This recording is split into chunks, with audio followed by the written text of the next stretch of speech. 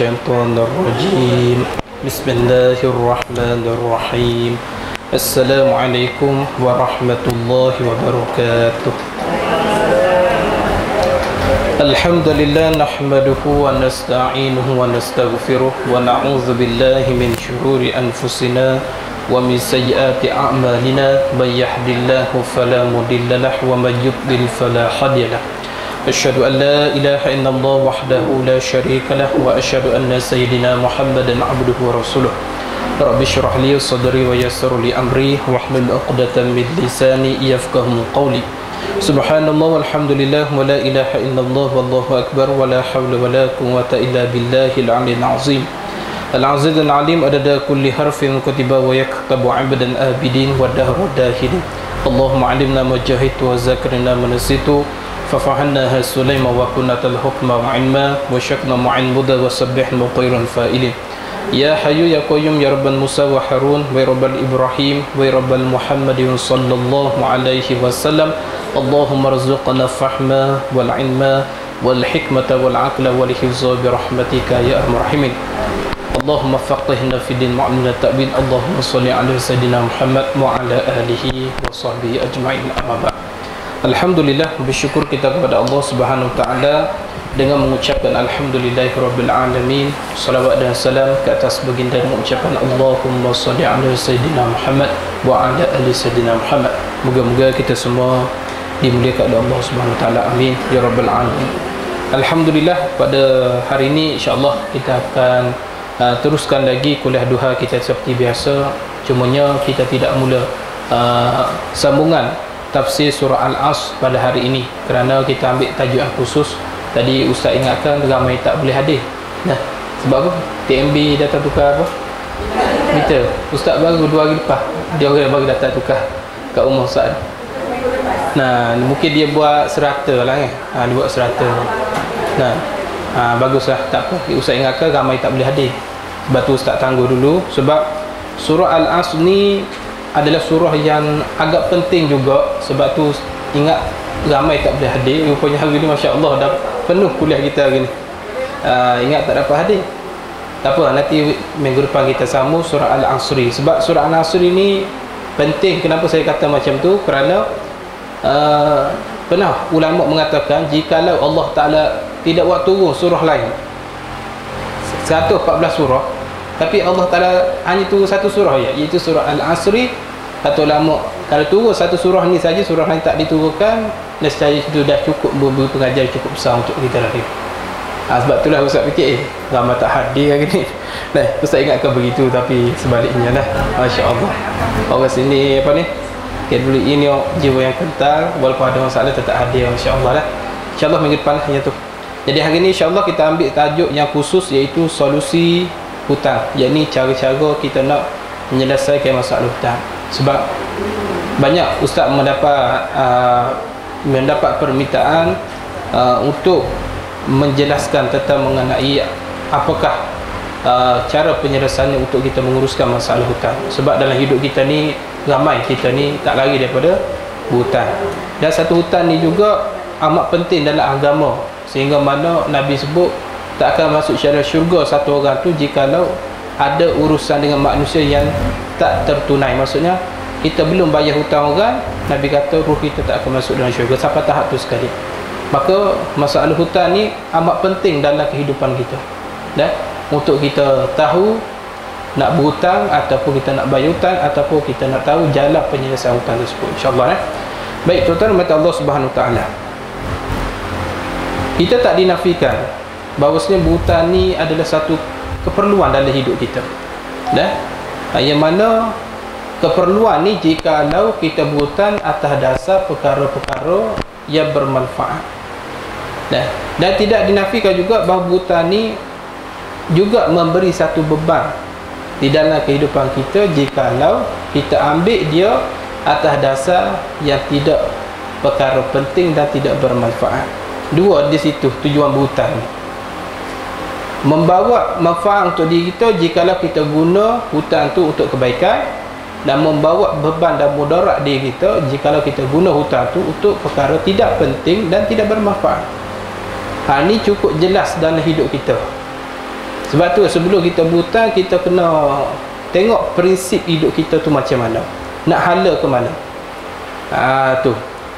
Dan kena ingat juga itu daripada sudut orang yang nak berhutang, dan daripada sudut orang yang memberi hutang juga.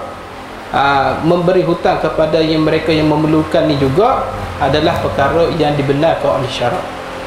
Berhutang pun dibenar dan memberi hutang pun dibenar oleh syarak. Tak ada masalah. Ni. Bahkan kalau kita memberi hutang kepada orang yang lebih memerlukan, maka ini adalah perkara yang digalakkan oleh Islam. Islam menyuruh. Dan ini juga bukan setakat menggalakkan, tapi ini juga termasuk di dalam perkara sikap yang mulia di sisi Islam. Sebab Islam ni adalah sikap yang mulia, perangai yang cantik. Kerana apa? Tujuan kita nak meringankan beban, kesempitan hidup ataupun kesusahan yang dialami oleh orang lain. Itu tujuan kita bagi hutang dekat orang. Sebab apa? Allah Ta'ala sendiri sebut dalam surah Al-Hajj ayat 66, kalau tak silap saya. Ayat 66, 77. Dalam surah Al-Hajj Allah Ta'ala kata waf'alul khair. Allah Ta'ala pendek je, waf'alu khair. Fa'ala maksudnya lakukanlah kebaikan. Itu surahan Allah. Buat baik dalam hidup, buat baik, cari jalan buat baik. Dan kita memberi hutang ni juga antara satu jalan kita nak mendapat pahala. Tu Ustaz Ahlung tu dapat pahala? Tak dapat. Pasal apa dia? Walaupun dia niat baik nak beri hutang dekat orang, tapi dia ada riba. Jadi tak baik lah. Sebab tu benda yang baik jangan disalah guna benda yang baik. Ahlun ni bagus dah bagi kemudahan untuk orang lain, untuk meneruskan cara hidup orang lain dengan cara beri hutang, tapi sayangnya dia letak riba juga.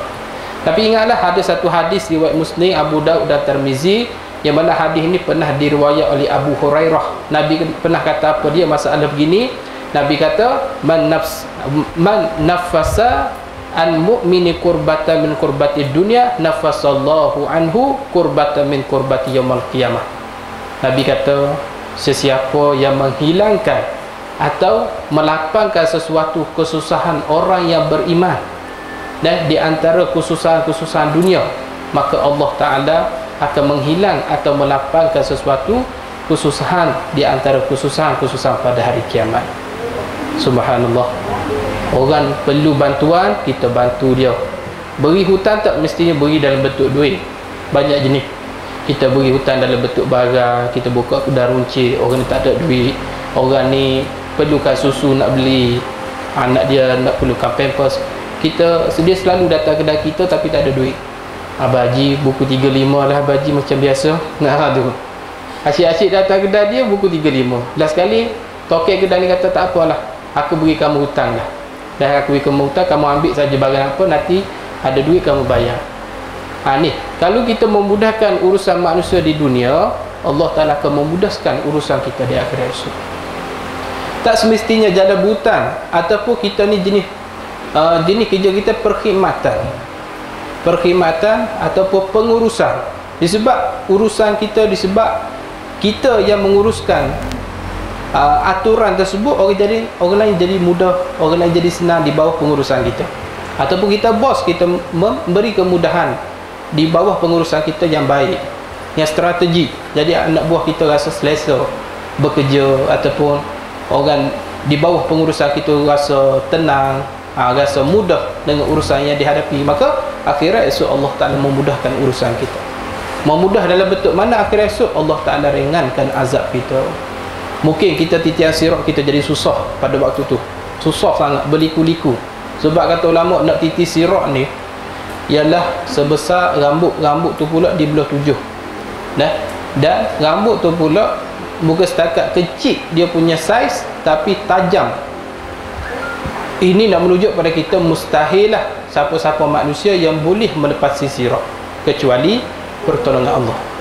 Jadi dulu dosa banyak ni, bila mati dosa banyak, tapi ketika mana titi sirat dia tak boleh nak meniti, tapi tiba-tiba dulu pernah dia meringankan beban orang lain.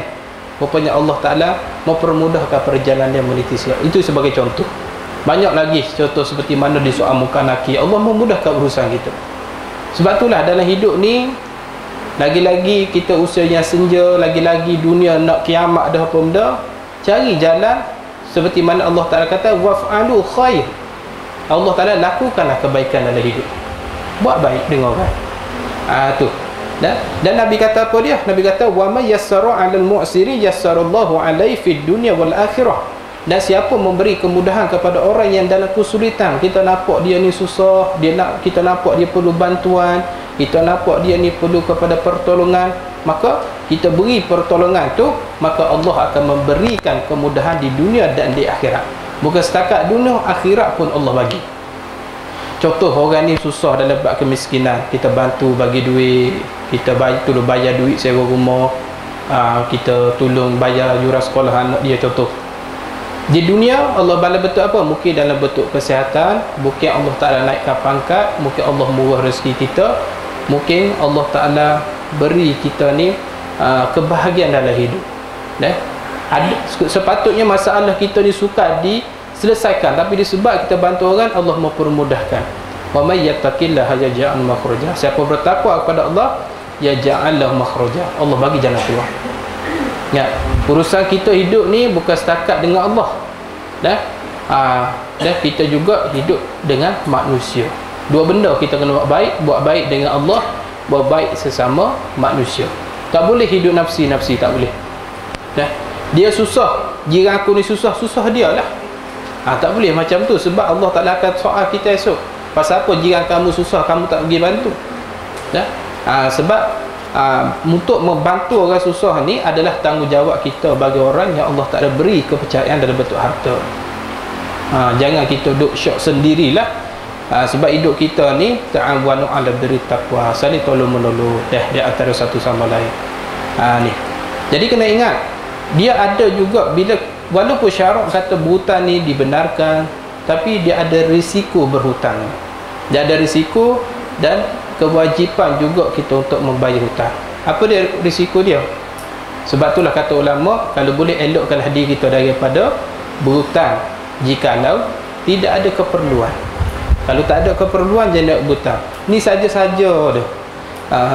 Nak beli pasu bunga, pasu bunga apa berhutang? Pada duit dalam bank 200,000, 300,000 dah. Tapi nak beli pasu bunga berhutang, kecuali tinggal beg duit. Sekejap lagi saya buat terbayar, tu lain kira lah. Jadi kalau tak ada keperluan, jangan duduk berhutang lah. Lebih-lebih lagi, sehingga boleh membebankan kehidupan kita dan anak isteri kat rumah. Kalau kita boleh elak benda ni, ini adalah satu langkah yang cukup bijak dalam kehidupan kita. Sebab tu saya duk perhati ramai orang jadi susah hati, orang jadi celaru hidup ni, siapa tak pergi solat ke masjid, siapa lupa nak sujud pada Allah, sampai bergaduh anak isteri sebagainya. Rupanya bila cek balik puncanya, banyak hutang di keliling pinggang. Banyak hutang di keliling pinggang, bukan hutang rimba di keliling pinggang, maksudnya hutang tu lah. Tu. Boleh? Saya rasa macam saya hutang tu lah. Okey. Saya sewakan orang rumah. Okey. Orang jemput lah. Dia bayar deposit. Okey. Dia pindah macam tu je. Lepas tu memang saya kira ada berarti nak saya pulang dengan dia. Saya buat kebetulan repair ni. Ada sikit lah nak bayar dia. Tapi bila masa berlalu kan, saya bila tukar telefon. Oh, tak jumpa. Lose contact lah. Cara saya nak bayar hutang. Macam ni. Masalah kita berhutang dengan orang, tapi ada hutang tak langsung, tapi orang tu tak jumpa, tak boleh nak dijejak.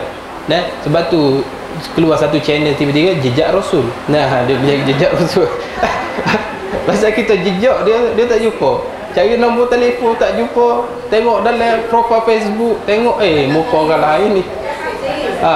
Jejak kasih, jejak Rasul pula. Jadi kita ada usaha dah, dengan syarat usaha. Kita ada usaha cari dia, kita tengok dalam profil WhatsApp, tengok tak ada nombor dia sebab dah tukar phone. Kita dulu friend dalam Facebook, sebab dulu Facebook ni muka dia nampak macam John Wick. Nampak muka John Wick, tapi dah tengok Wick John pula dah. Dah bertukar wajah, bukan dia ni. Jadi dah messenger tak boleh, apa tak boleh. Tanya anak dia pun tak jumpa anak siapa. Tapi kata ulama, bila kita dah usaha kita cari tak jumpa, sama ada dia dah meninggal ke ataupun masih hidup lagi tapi tak jumpa, kita dah usaha dah, tapi hutang tu tetap kena bayar juga, tetap tertangguh. Maksudnya hutang tu tak selesai dengan cara tak jumpa, tak selesai. Okey, jikalau orang tu mati, cara bayarnya akhirat esok kita akan bayar dengan pahala. Ataupun ada jalan penyelesaian, kata ulama, kita bersedekahlah dengan jumlah yang kita berhutang dengan dia tu. Kita sedekah, contoh kita sedekah masjid ke, kita ni atas nama si dia. Jikalau dia dah mati, kita agak-agak dia ni dah mati kot, kita ambil RM200 tu yang kita berhutang dulu, kita sedekah atas nama si fulan tersebut. Kalau tak ingat nama si fulan, ya Allah, nama si fulan dia tu lah ya Allah, buat aku ingat dalam fikir dia tu lah, dia tu. Tapi tak tahu siapa nama. Tak apa, Allah tahu, Allah kenal, Allah tahu. Jangan risau. Okey.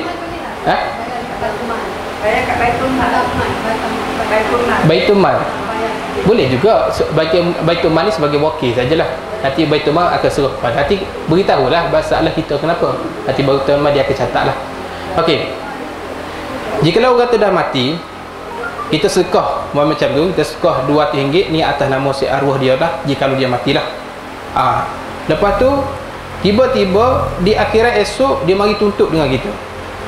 Kata ulama, jikalau dia mari tuntut dengan kita sebab ada hutang masa hidup kita tak bayar, maka kita boleh declare dengan Allah Ta'ala. Kita boleh beritahu, ya Allah, dulu aku pernah sedekah atas nama dia, pasal aku tak jumpa dia. Masa tu ada perbincangan, insya-Allah Allah Ta'ala akan ejah kok mana kita pun akan selesai juga hutang kita, pasal kita dah usaha cari dia tak jumpa. Tetapi itu pasal orang mati. Tetapi kita sedekah ingatkan dia dah mati dah, tapi kita sedekah untuk dia, tapi tiba-tiba 20 tahun kemudian kita jumpa dan kita ingat dia. Betul, macam mana selesai? Padahal kita dah sedekah atas nama dia, tapi dia masih hidup lagi. Maka kata ulama, jikalau dia minta suruh dia bayar, wajib kena bayar semula. Yang sedekah tu jadi pahala sedekah lah. Okey.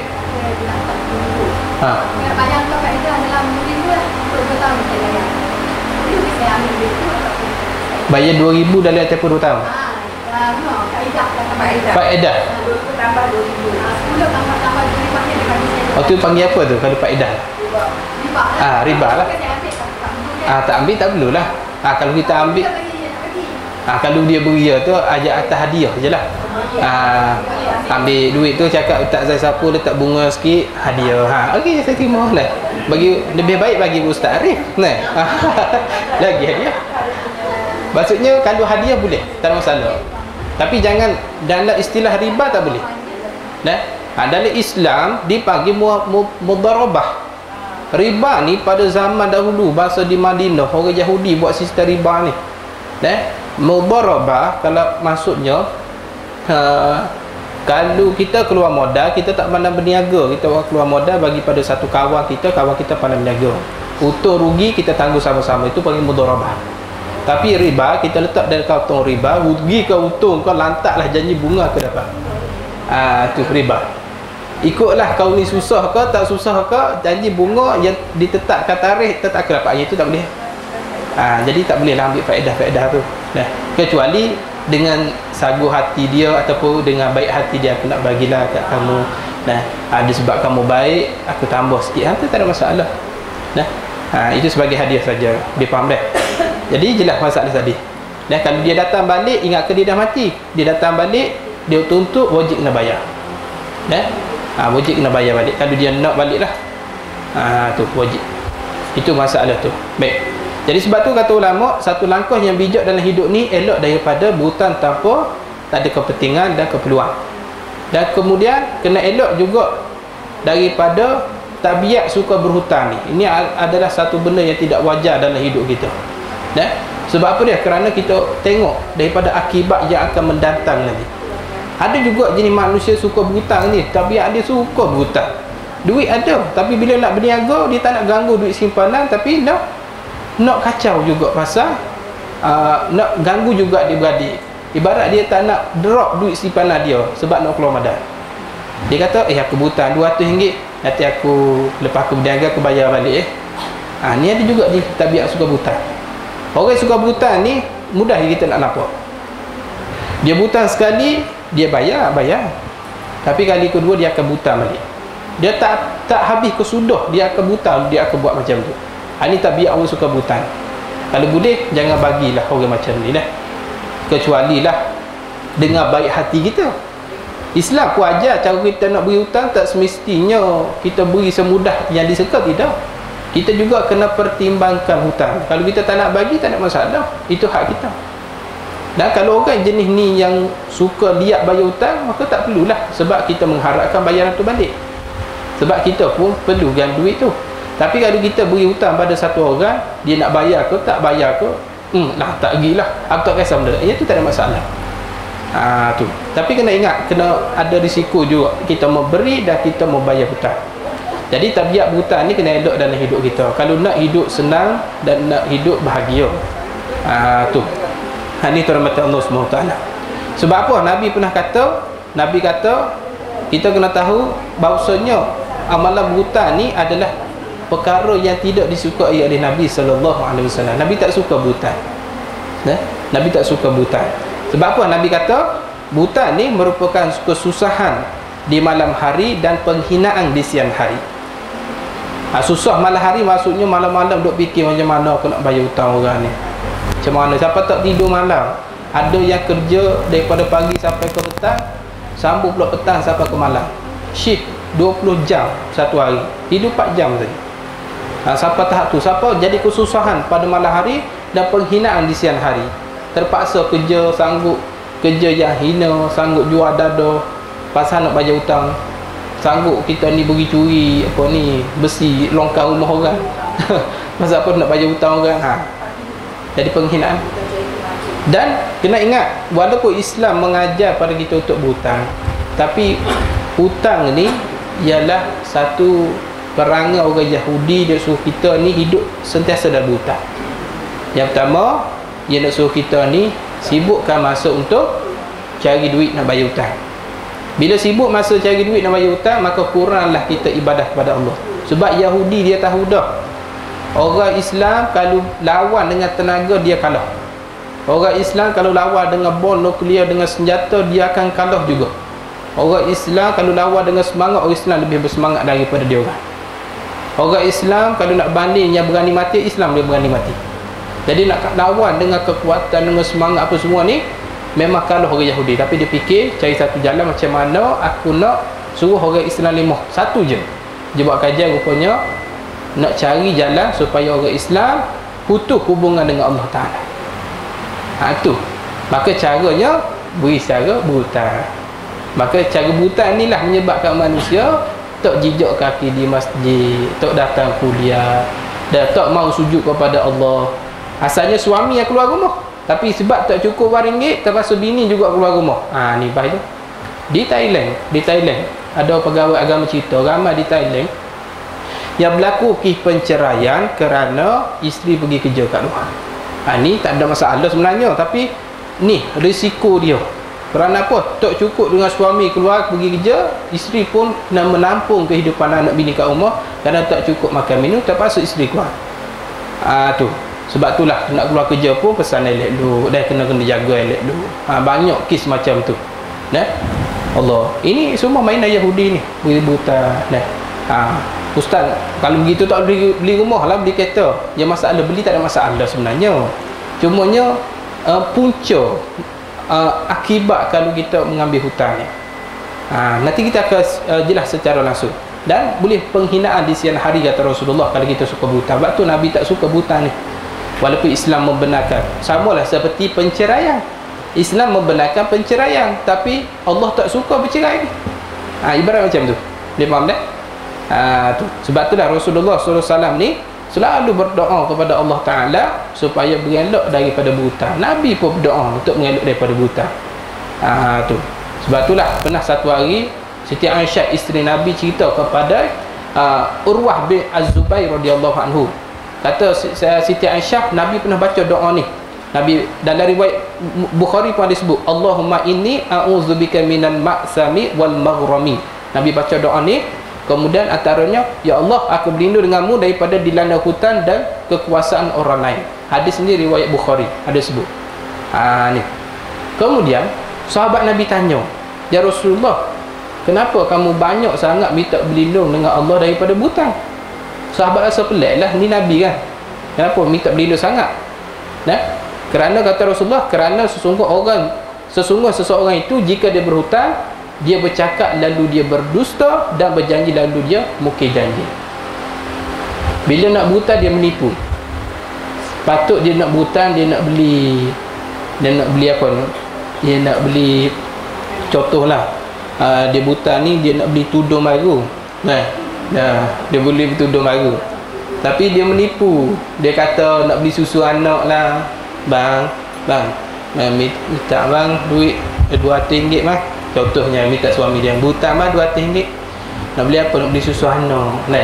Tapi pergi kedai beli kain tudung, sebab dia minat sangat tudung yang berkelip-kelip tu. Tu. Itu contoh. Contoh. Jadi batulah, buatlah kias ala baki lah, kias yang lain lah. Kebanyakan orang nak berhutang ni, dia tak akan cerita benda sebenar. Kebanyakan dia tak akan cerita benda sebenar. Dia akan cari jalan nak suruh orang tu percaya dekat perkataan dia sanggup menipu. Dan bila dia berjanji, okey, saya akan bayar 2 minggu kemudian. Janji Melayu kan. Bila kata janji Melayu, orang Cina pun tak percaya. Orang Cina bila berjanji dengan orang Melayu, orang Melayu kata, insya-Allah kita jumpa lagi. Insya-Allah tak adil lah tu.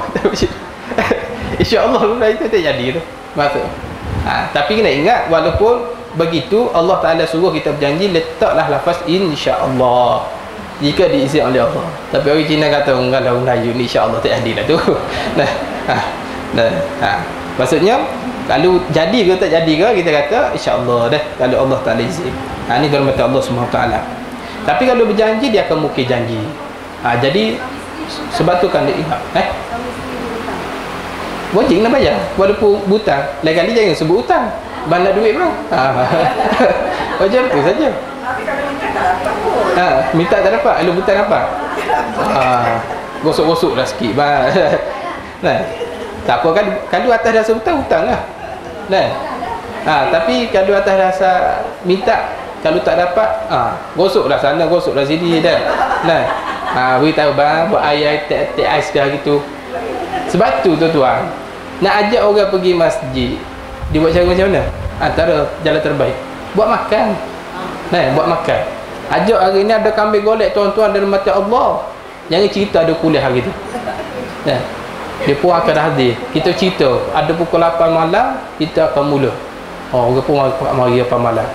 Sambil-sambil dia berkumpul, assalamualaikum. Kuliah hari tu 3 jam. Sampai muka ni yang muda jadi tua macam tu. Kena kuliah 3 jam hari tu. Lepas tu bahanlah kambing. Jadi orang minat tu nak bagi kuliah ke nak bagi pasal kambing ni? Pasal kambing. Begitulah kita ni nak bodek suami ke apa, buat teh ais dulu ke, teh ais dulu, wakil canai ke dah. Barulah beritahu, tengah suami duduk relax-relax baik-baik dah. Kena buat macam tu lah. Okey, baik. Dia faham dah? Allah. Itu daripada masalah kita buta. Jadi Nabi sendiri pun minta berlindung. Nabi pun tak suka kita buta ni. Tapi kena ingat balik lah, bila kita berhutang dengan orang, sebagai tanggungjawab kita untuk membayar balik hutang tersebut. Sebab apa? Islam menghukumkan wajib orang Islam kena bayar balik hutang tersebut dengan bersegera. Wajib, tapi wajib bersegera jikalau kita mampu. Jikalau kita mampu. Ni ramai orang bohong. Sebab tu Nabi kata betul. Dia bercakap dusta bila berhutang, dia berjanji dia akan mukir janji. Dia ada duit time tu nak bayar hutang. Dia ada duit ni. Tetapi bila orang tu mari minta hutang, dia bagi alasan macam-macam. Padahal boleh buat keluar kereta baru, motor baru. Apa?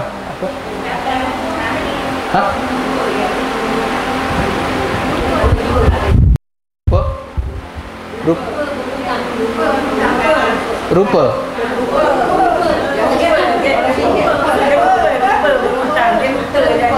Rupa dia berhutang.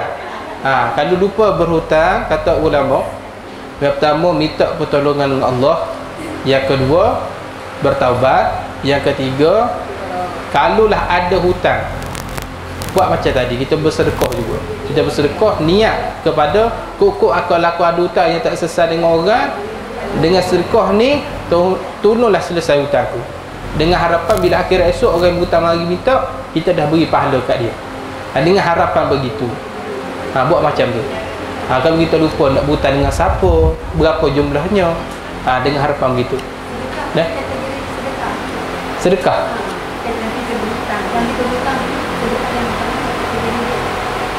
Tak ada masalah. Sedekah tetap dapat pahala sedekah.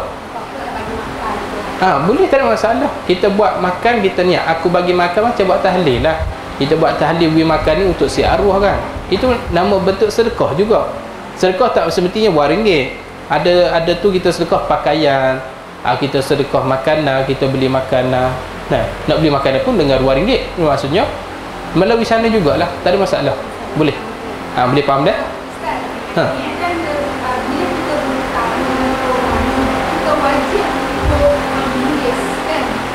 Tu. Itu lebih baik kata ulama. Betul. Biasanya yang tak tulis tu, yang pertama kesilapan orang yang memberi hutang. Dan dia tak tulis. Tu memang betul. Dalam Islam kata jalan terbaik kena tulis. Sama ada orang berhutang kena tulis, orang yang memberi hutang pun kena tulis. Tapi kebanyakan orang beri hutang yang tulis, tapi orang berhutang tak tulis-tulis pun. Aku tak ingat bila aku hutang. Bila macam tak pernah hutang. Sudah dia. Dah. Tu. Sebab tu kena tulis. Apa-apa benda kena tulis. Selain maka Islam mengajar bahawa berhutang ni wajib kena bayar bersegera jikalau mampu. Bersegera tu perkataan bersegera. Sehingga risiko berhutang ni sampai satu hak macam ni. Jikalau dia ni mati, tapi duit simpanan dia tu cukup nak bayar hutang orang tu, maka kata ulama duit tu ahli waris tak boleh makan duit tu. Kena bayar hutang dulu. Dan jika ada nak beli kain kapan pun terpaksa guna duit yang perlu bayar hutang dia. Maka kata ulama dalam kitab Baru Fafi kata wajib kena minta izin dengan orang berhutang nak beli kain kapan. Wajib kena minta izin. Kalau dia kata selai saja boleh beli, selai je lah pakai, tak boleh beli luar lah. Sampai tahap tu sekali kesan daripada berhutang. Jangan duk main-main. Nabi kata, Nabi tegah. Nabi kata dalam satu hadis, matlul ghaniyyin zulmun. Orang yang mempunyai kemampuan yang sengaja melengah-lengah berbayar hutang adalah suatu kezaliman, kata Nabi. Dia telah buat satu zalim kepada orang yang memberi hutang. Kadang-kadang orang beri hutang, orang bersedekah, orang yang suka memberi ni tak semesti dia kaya.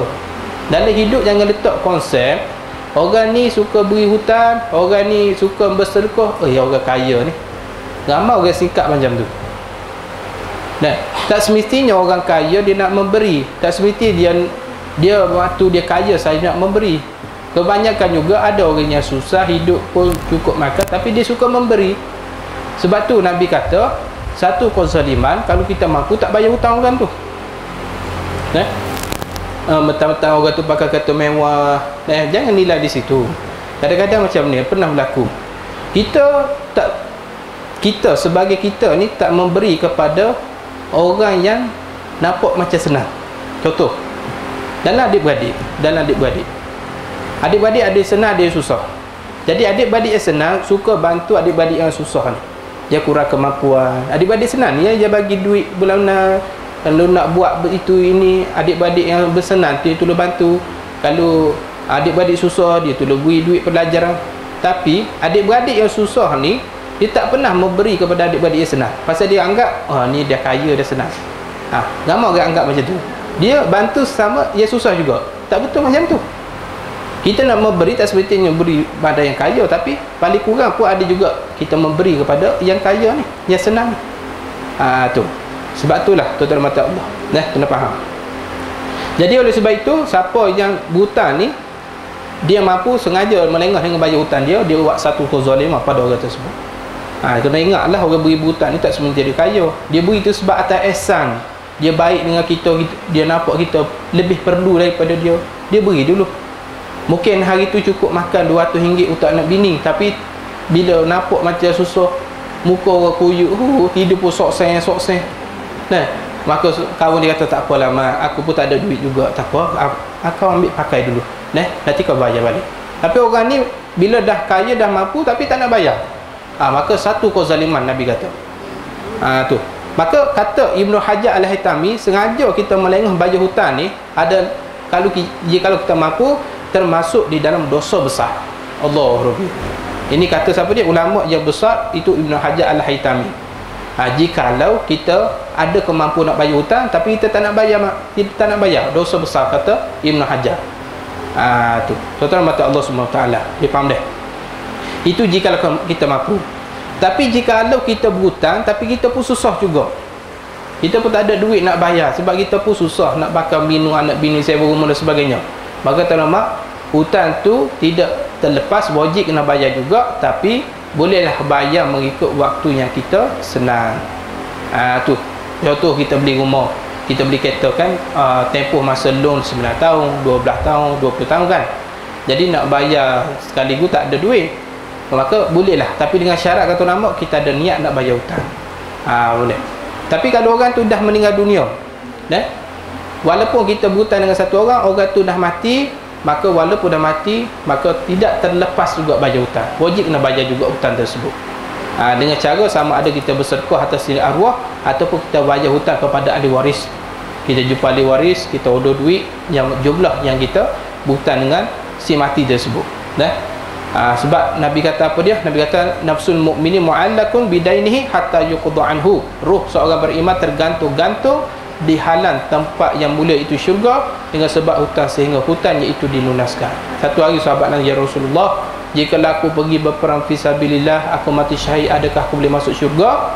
Nabi kata, ya, na'am, boleh masuk syurga. Tapi ingat satu, jikalau engkau ada urusan manusia yang tak selesai yang berhutang, maka ruh kamu akan tertahan di pintu syurga. Nak masuk syurga dah ni, pintu syurga kat depan, tak boleh nak masuk. Rupanya ada hutang kita tak bayar. Sebab tu antara salah satu benda sebelum mati kena buat, bayar hutang lah. Kok mana pun jangan mati selagi tak bayar hutang lah. Jangan mati sahabat. Sampai tahap tu sekali kita kena buat etika dalam hidup kita. Berhutang kena catat, ingat tu, kalau boleh bayar selesai dulu. Konsep hidup saya ni macam ni, mudah saja konsep hidup saya. Kok tu kita dapat gaji bulanan apa benda, yang hutang wajib selesai dulu. Makan minum anak tak apa lagi. Makan minum anak tak apa lagi. Jangan tak apa tu maksudnya jangan sampai anak bini tak makan. Dan maksudnya kita dah buat prepare, hutang kena bayar lah satu. Barulah di tengah bulan, di hujung bulan kita akan rasa tenang dan aman dan sebagainya.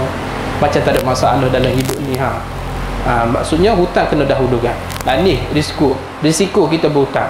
Apa lagi risiko berhutang? Pernah berlaku satu peristiwa yang terjadi, pernah Rasulullah SAW enggan menyembahyangkan satu jenazah ni. Rasulullah hadir satu jenazah ni, tapi Nabi tak nak semayang atas jenazah ni, sebab Nabi tahu orang ni berhutang dengan satu orang tak bayar. Nampak tak tu sekali? Tu sebab ulama kata siapa yang berhutang dengan niat tak mahu bayar, dia berhutang dengan orang memang tak nak bayar. Aku nak lari contohnya, aku nak berhutang, aku nak lari, dosa besar kata Nabi. Kata ulama dosa besar.